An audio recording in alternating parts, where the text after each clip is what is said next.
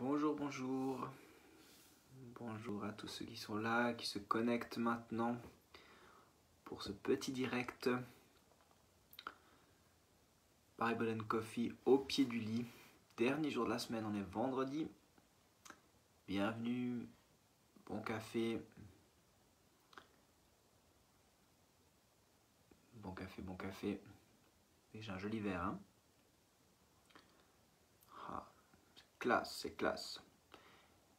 Bonjour les brossins, bienvenue. Bonjour Fabienne et Elder, qu'on s'est vu hier sur Meet. On a eu un petit moment hier, c'était la pezze de l'Escale avec Meet. Ça se passe quand même. C'est pas pareil, on peut pas faire les jeux comme on ferait dans des camps, mais une pezze, pour ceux qui connaissent pas, c'est le fait de prolonger un ped. Quand on dit ça pèse, c'est du vaudois, hein, ça veut dire que ça colle. Alors qu'une pezze, c'est quand on reste ensemble, on pèse, on fait durer la soirée. Et puis on partage un petit truc à boire, on partage un bout de saucisson, de salami, un bout de fromage, des chips, tout ce qu'il ne faudrait pas, mais tout ce qui est quand même pas mal bon. Alors on fait ça dans nos camps, donc ça devient un petit peu, fait partie un peu de notre identité là maintenant à l'Escale. Mais il y a d'autres très bonnes valeurs qui font partie de l'Escale, mais la pezze, ça en fait partie. Et on a fait ça hier soir par Meet, alors c'était rigolo. Donc j'en ai vu quelques-uns, ça m'a fait plaisir. Et puis tous les autres, bienvenue, bon café pour ce matin et cette nouvelle journée qui commence. Peut-être c'est votre dernière journée de la semaine, peut-être que vous travaillez aussi le samedi ou le week-end, le dimanche. Donc c'est peut-être pas fini pour vous, alors je vais pas trop insister là-dessus. En général, c'est mon cas d'ailleurs, je connais pas trop qu'est-ce que c'est un samedi ou un dimanche. Enfin, je sais bien qu'est-ce que c'est le dimanche, mais c'est pas forcément un jour de repos. Mais là, dans le confinement, tout change. J'ai de nouveau eu quelques week-ends, ça faisait vraiment longtemps. Je dis c'est un temps sabbatique pour moi et ma famille. Bon, ce matin, j'avais envie de vous partager un texte dans Jean au chapitre 11, une histoire, encore une fois, que vous connaissez, mais qui est forte, tellement puissante. Donc l'idée dans notre fil rouge de la transformation, c'est vraiment, vous allez le voir, c'est que Jésus peut transformer ce que nous avons déclaré comme mort, comme impossible. Alors je lis depuis le chapitre 11 les premiers versets pour vous mettre un petit peu dans la situation. Il y avait un homme malade, c'était Lazare de Béthanie, le village de Marie et de sa sœur Marthe. Marie était celle qui versa du parfum sur les pieds du Seigneur et qui les essuya avec ses cheveux. C'était son frère Lazare qui était malade. Les sœurs envoyèrent dire à Jésus, « Seigneur, celui que tu aimes est malade. » À cette nouvelle, Jésus dit, « Cette maladie n'aboutira pas à la mort, mais elle servira à la gloire de Dieu, afin qu'à travers elle, la gloire du Fils de Dieu soit révélée. » Amen. Peut-être cette parole déjà, cette dernière parole, je ne sais pas quelle est ta situation, toi qui regardes cette vidéo, mais peut-être cette parole-là sera pour toi comme une promesse, va résonner comme une promesse pour ta vie.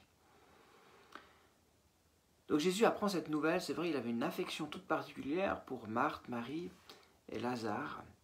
Et puis il va faire cette grande déclaration. Cette maladie n'aboutira pas à la mort, mais elle va révéler la gloire de Dieu. Et c'est pas notre thème, mais j'aime beaucoup le redire au niveau de la maladie, quand on parle de la maladie et de la guérison. C'est toujours très important de considérer la guérison pas comme quelque chose de normal. Moi, je suis pas d'accord avec ces courants qui disent que forcément tous les chrétiens devraient être tout le temps guéris. Voilà, pour avoir vécu des situations où des chrétiens n'ont pas été guéris, je peux pas dire ça. Mais je crois vraiment que quand Dieu manifeste une guérison, c'est vraiment une grâce qu'il nous fait. Et on peut l'accueillir comme une grâce, donc pas comme quelque chose de normal, c'est jamais normal, quand c'est l'extraordinaire de Dieu dans l'ordinaire de l'homme, donc c'est une grâce, et puis il le fait dans un but, c'est de révéler sa gloire. Donc là c'est exactement ce qu'il dit, il dit ben voilà, cette maladie-là n'aboutira pas à la mort, elle aurait pu, mais elle n'aboutira pas, parce que et au travers de cette maladie, la gloire de Dieu sera révélée. Mais ce qui est étonnant, c'est qu'en fait Jésus, ben, il ne se stresse pas trop, il reste au même endroit encore 2 jours dans cette histoire. Puis ensuite, il va à Béthanie, et quand il arrive là-bas, vous connaissez, ben voilà qu'en fait Lazare est réellement mort. Alors c'est comme si tout le monde est un peu surpris, enfin les disciples qui sont avec lui aussi, ils disent mais il a dit qu'il n'allait pas mourir, puis finalement il est mort. Et là il y a Marthe qui arrive vers Jésus, puis elle lui fait un reproche, elle dit mais si tu avais été là, Jésus, si tu avais vraiment été là, il ne serait pas mort mon frère. Puis après il y a Marie qui fait la même remarque, exactement, dit mais Jésus, si tu avais été là, il ne serait pas mort. Elle remet une couche. Puis ça c'est un petit peu nos reproches qu'on fait des fois à Dieu. Mais qu'est-ce que tu fais, enfin, qu'est-ce que tu attends, pourquoi tu n'agis pas, on ne comprend pas, etc., etc. Et puis des réactions humaines, des réactions normales complètement, que d'ailleurs Jésus ne réagit pas la contre. Mais par contre, il est toujours peiné et triste de cette séparation avec Lazare. Et puis il va dire, ben voilà, on va... Donc Lazare, il est mort et enterré, j'ai envie de dire. Bon, c'est un tombeau, donc c'est pas vraiment un ensevelissement comme notre culture on ferait dans notre culture, mais donc il est déjà été mis en tombeau, c'est-à-dire qu'il y a déjà eu comme la cérémonie de au revoir, enfin il est vraiment après coup, là. Jésus il est très en retard. Et puis donc voilà, pour tout le monde c'est fini, pour les sœurs c'est fini, il n'y a plus d'espoir possible. Et c'est ça que Jésus vient transformer en fait. Et il dit mais ouvrez la pierre. Puis là encore, c'est au verset 39, elles vont lui dire mais ça fait 4 jours. Marthe elle va dire mais ça fait 4 jours. Enfin un mort après 4 jours dans des conditions comme c'était là au Proche-Orient, ça sent. Nous on peut faire attendre un petit peu parce qu'on a des systèmes d'aération et de refroidissement, etc. C'est bizarre à dire tout ça, mais voilà, là ça faisait 4 jours. Elle lui dit mais il sent, enfin ça fait 4 jours Jésus, tu t'en es où là? Puis après il lui répond quelque chose de magnifique, il lui dit mais ne t'ai-je pas dit que si tu croyais, tu allais voir la gloire de Dieu? Donc là il est en train de changer complètement le regard de Marthe sur ce qu'elle a déclaré comme impossible. Pour elle c'était classé, elle était triste, elle en voulait peut-être un tout petit peu à Jésus, et quelque part, probablement moins Marthe que Marie, parce qu'elle avait bien conscience qu'il était le Messie. Enfin, il y a tout un échange avec Marthe, mais quand même, elle lui a fait ce reproche, si tu avais été là, il ne serait pas mort. Mais pour elle, c'est un petit peu comme, voilà, c'est bon, elle avait déjà un petit peu passé à autre chose, il est enterré, là, ça fait 4 jours, on oublie. Et puis Jésus vient changer ça. Et puis il lui dira juste plutôt, c'est moi la résurrection et la vie. Je suis la résurrection et la vie. Ce n'est pas une question de timing, c'est pas une question d'heure, de combien de temps. C'est moi qui choisis, c'est moi la vie, c'est moi la résurrection. Si je déclare, si je donne la vie, je donne la vie. Il n'y a pas d'impossibilité en fait à la résurrection et à la vie. Et donc voilà, cette pierre va être ouverte. Puis on connaît facile ce cri de Jésus qui dit Lazare sort, et puis Lazare va effectivement sortir vivant, bien vivant. Donc le message d'aujourd'hui c'est vraiment de dire il y a des choses qu'on a comme nous-mêmes classées comme morts. C'est terminé, il n'y a plus d'espoir, c'est fini, on passe à autre chose. Puis parfois on ne veut pas vite passer à autre chose parce qu'on veut oublier. Ça peut être des rêves, ça peut être un appel, des choses, des relations, beaucoup de relations qui se terminent, et puis on dira qui se terminent mal, ou en même temps c'est mort, et puis ça ne sera jamais autrement. Ou voilà, j'avais ça, j'espérais ça, puis j'y ai cru, mais maintenant c'est fini. Ça n'arrivera jamais. J'avais ce rêve, mais là, regarde, maintenant, le temps a passé, quoi. J'approche 50 ans, c'est pas maintenant que ça va se produire. C'est mort. Et voilà, je vous invite à entrer dans ce chemin de transformation-là. Je vous donne pas de faux espoirs, parce que c'est pas à moi de vous donner ça. Je veux dire, c'est Jésus qui peut réveiller des choses en vous que vous-même avez classées morts. Puis il y a peut-être des choses qu'on a dit que c'était mort et puis que c'était bien mort. Et puis c'est ok. Mais il y a d'autres choses que peut-être on a classées trop vite. On a déclaré mort, on a déclaré fini. C'était pas le plan de Dieu. C'est pas ce que Dieu voulait pour ta vie. Et puis là, il veut te transformer. Puis dire, mais attends, ça c'est tes impossibilités à moi, mais pour moi, c'est pas impossible. Pour moi, c'est pas mort. Et c'est moi qui décide ce que je peux. C'est moi la résurrection à la vie. C'est moi qui fais cela. Donc si tu crois en moi, tu peux aussi voir ma gloire là. Et puis je peux remettre cela en route.